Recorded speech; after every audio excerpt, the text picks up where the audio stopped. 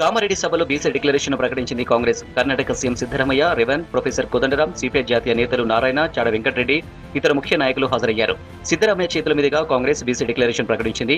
కులగణన, BC commission నివేదిక ఆధారంగా అధికారంలోకి వచ్చిన 6 నెలల్లోపే బీసీల రిజర్వేషన్ల పెంపు, కొత్త స్థానిక సంస్థలు ప్రస్తుతం ఉన్న బీసీ రిజర్వేషన్లు 23 నుంచి 42% పెంపుకు హామీ ఇచ్చారు.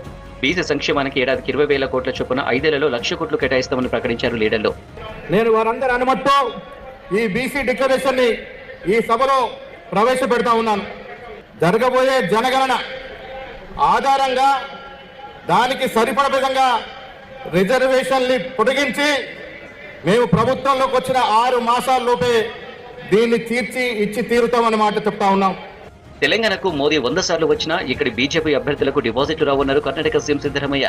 కర్ణాటకలో మోదీ 48 సభలు, రోడ్ షోలు పాల్గొన్నారని, మోదీ ప్రచారం చేసిన చోట కాంగ్రెస్ గెలిచిందన్నారు. బీసీల వెనుకబాటుతనానికి ప్రధాని మోదీ